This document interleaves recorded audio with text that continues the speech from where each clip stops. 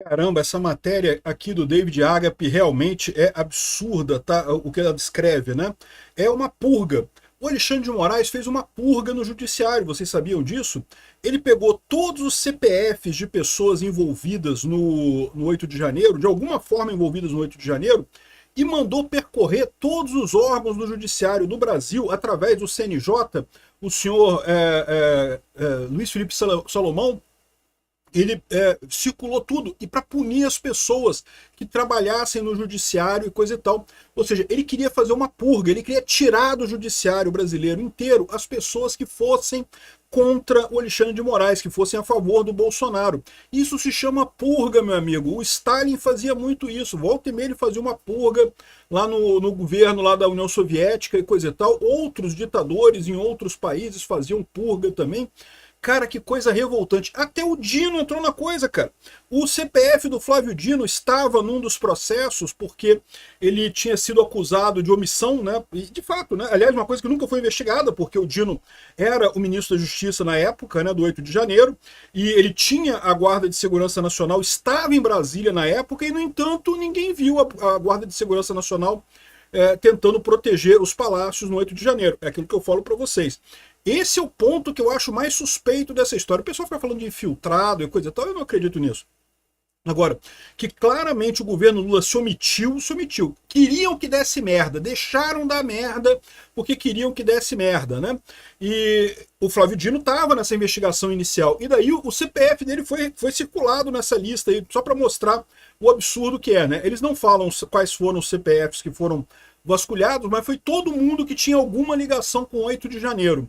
Olha o absurdo que é isso, cara. Olha só. Porque, veja, o Alexandre de Moraes, você poderia entender dessa forma. Não, porque se o pessoal é golpista, a gente não pode ter golpistas dentro da justiça. Mas, cara, o que mal faria isso? A pessoa devia ser processada da maneira correta, né? Não, quem queria era a purga. Ele passou para o CNJ. O CNJ, você sabe, não é um órgão jurídico, é um órgão administrativo. Exatamente para o pessoal sair punindo todo mundo que fosse contrário ao Alexandre de Moraes na justiça. É o que eu falo para vocês. Esse tipo de coisa é preparação para golpe. O Alexandre de Moraes, a gente está vivendo um ambiente de exceção, em que não se admite oposição ao Alexandre de Moraes e ao Lula, né? Eu sou Peter Turguniev, esse é o canal Ancapso. Eu estou gravando esse vídeo no dia 18 de agosto de 2026, às 6 horas da tarde. Essa notícia foi sugerida por meu filho, chama o Peter de velho da guerra, Peter é o William Bonner libertário e várias outras pessoas. Obrigado aí o pessoal que sugeriu notícias lá no nosso site, no visãolibertaria.com. E obrigado a você que está assistindo o nosso vídeo. Se você gosta do nosso conteúdo, por favor, deixe o seu like, se inscreva aqui no canal, né?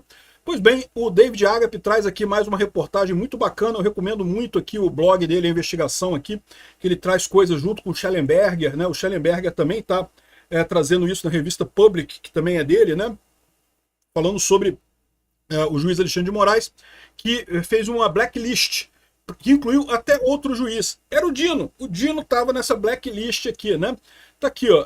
Documentos internos obtidos pela investigação em parceria com a Public do jornalista americano Michel Schellenberger mostram que no dia 5 de dezembro de 2023, o gabinete do ministro Alexandre de Moraes, do Supremo Tribunal Federal, determinou que a Secretaria Judiciária extraísse 2.119 CPFs dos processos relacionados ao 8 de janeiro e oficiasse tribunais de todo o país para cruzá-los com seus quadros de pessoal. Em 15 de dezembro, um ofício circular operacionalizou a ordem e fixou prazo de 15 dias para que os destinatários informassem nome, cargo e qualificação de eventuais servidores ou magistrados encontrados, com exigência de resposta mesmo quando o resultado fosse negativo. Ou seja, a purga. Queriam fazer a purga desse pessoal, demitir todo mundo, tirar todo mundo que não pensasse como Alexandre de Moraes nos tribunais brasileiros, né? O que é um absurdo. O Alexandre de Moraes não é dono da justiça brasileira. Ao contrário, ele é o cara que está quebrando a justiça brasileira, que está destruindo a justiça brasileira em nome de preservar um bando de corruptos lá no STF, né? Aqui, ó. O gabinete de Moraes foi além das duas alternativas apresentadas por... Então, olha aqui. A operação nasceu de um procedimento aberto pela Corregedoria do Conselho Nacional de Justiça, comandada na época pelo ministro Luiz Felipe Salomão. Ele pediu a Moraes informações sobre integrantes do judiciário presentes em procedimentos investigativos ou ações penais do 8 de janeiro, né? O gabinete do Moraes foi além de suas alternativas apresentadas por Salomão. Em vez de responder a consulta ou autorizar acesso a provas, mandou a Secretaria do Judiciário extrair os CPFs e mandar para todas as petições e coisa e tal. Entre os 2.119 CPFs havia investigados, havia réus, haviam 701 pessoas que, no conjunto selecionado pelo gabinete, apareciam classificadas sobre requerido. Ou seja, não havia nada contra a pessoa. Mas ela estava lá na época, ou participou de alguma coisa antes, ou de alguma forma acharam que ela podia ter alguma participação no 8 de janeiro. Isso daqui caracteriza o caso de que não é uma coisa jurídica. Eles não estavam buscando um processo jurídico para responsabilizar alguém que eventualmente tenha feito alguma coisa realmente errada. Não, era pura e simplesmente perseguição para homogeneizar o pensamento do tribunal, para garantir que estava todo mundo ali na mesma linha, todo mundo obedecendo Alexandre de Moraes, ninguém criticando nada, ninguém contrário ao Xandão, né? O CPF do Dino seguiu para a mesma checagem funcional aplicada a pessoas presas, investigadas em inquéritos coletivos ou denunciadas em ações penais. O Dino entrou na história e foi investigado também.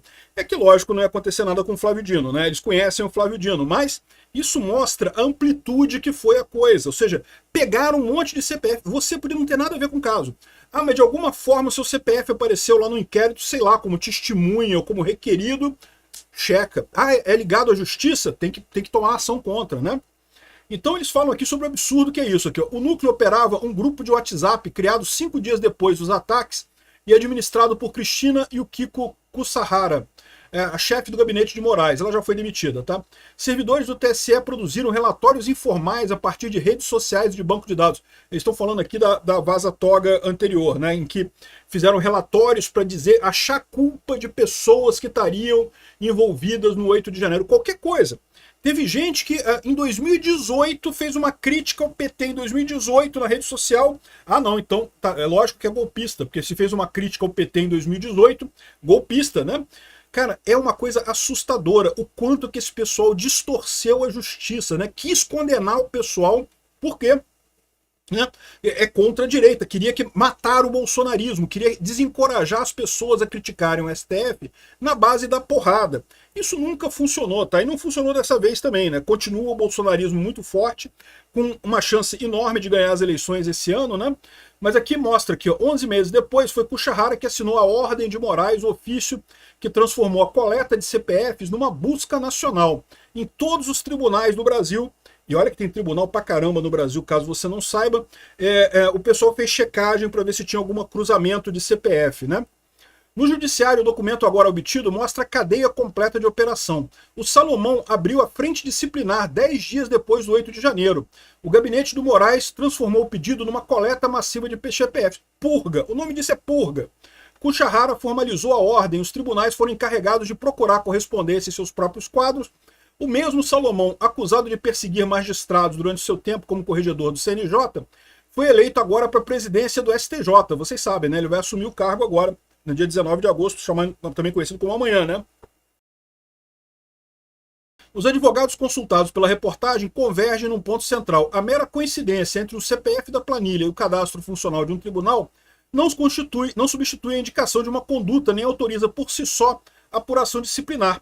Exato, mas isso vale para tudo no 8 de janeiro. Um monte de gente foi acusada sem ter nenhuma evidência de que fez nada, não houve individualização de pena, não houve individualização de conduta, não houve realmente uma pesquisa probatória, foi uma pressa enorme de condenar as pessoas, porque eles queriam acabar com o bolsonarismo rápido antes da próxima eleição, fizeram as coisas todas nas coxas, e é o que eu falo para vocês, né? No final das contas isso mostra o quanto o Alexandre de Moraes é burro, porque, de novo, se a gente estivesse perto de uma pessoa inteligente, cara, a gente teria muito mais trabalho, cara. Felizmente a gente pegou o Alexandre de Moraes, que é um cara burro pra caralho, autoritário pra cacete, mas burro, né? Aqui estão os documentos que foram obtidos pelo David Agape, né, e pelo Schellenberger.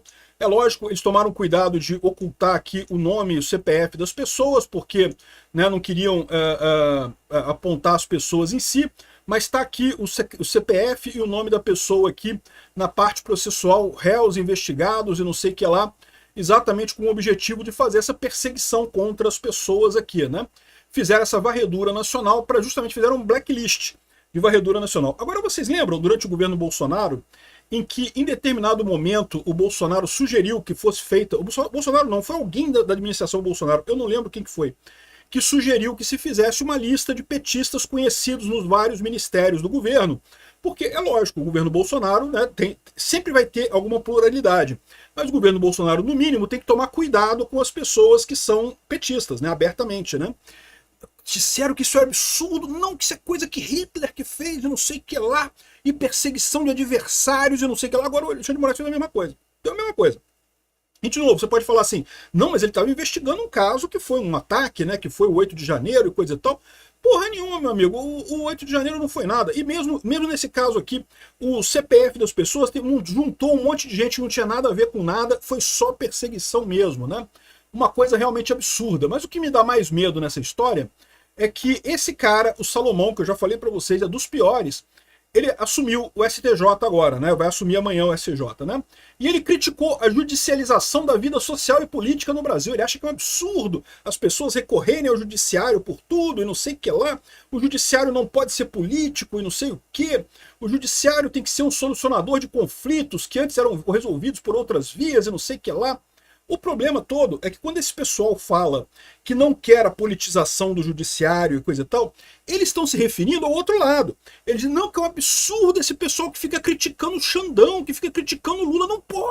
Não pode politizar o judiciário, tem que aceitar tudo que o Xandão quer, tem que adorar o Lula, achar que o Lula é lindo, o nosso líder, nosso querido líder amado e coisa e tal. É isso que eles estão se referindo. Esse cara é o cara que vai assumir o STJ, né? É uma coisa muito ruim realmente, tá? E ainda teve esse recado aqui do Fachin que eu vou falar num outro vídeo, não vai dar tempo de fazer hoje, mas eu vou fazer amanhã esse vídeo aqui, né? O Fachin também está dizendo que não se pode aturar ataques ao judiciário como pauta política. O Flávio Bolsonaro já criticou o STF, já criticou o Alexandre de Moraes. Vários outros candidatos já criticaram também. Todo mundo sabe que o principal interesse das pessoas em votar nessa eleição é para mudar no judiciário. O STF está abertamente se tornando uma ditadura no Brasil, né? Por isso que eu falo para vocês que é muito importante você pesquisar o peterapoia.com, porque eu vou colocar aqui só os candidatos que já se declararam contra o STF, que querem fazer impeachment de ministro do Supremo e que querem ficar desse lado de melhorar o STF. Ninguém quer acabar com o STF, a gente quer tirar as maçãs podres de lá e melhorar o STF, talvez transformando numa corte puramente constitucional, como é a sugestão do Flávio Bolsonaro, né? Então, entenda, os candidatos em si não vão poder falar isso, tá? Mas a gente sabe quem é que está do lado certo, quem é que está do lado errado no final das contas, e por mais que o Fachin tente proibir esse tipo de coisa, não vai conseguir evitar que o povo fique sabendo quem são as pessoas certas para votar. O povo quer mudanças no STF. Obrigado por assistir nosso vídeo até o final. Tem alguns links para você nos ajudar aí na tela e também na descrição desse vídeo. Contribua com o nosso projeto.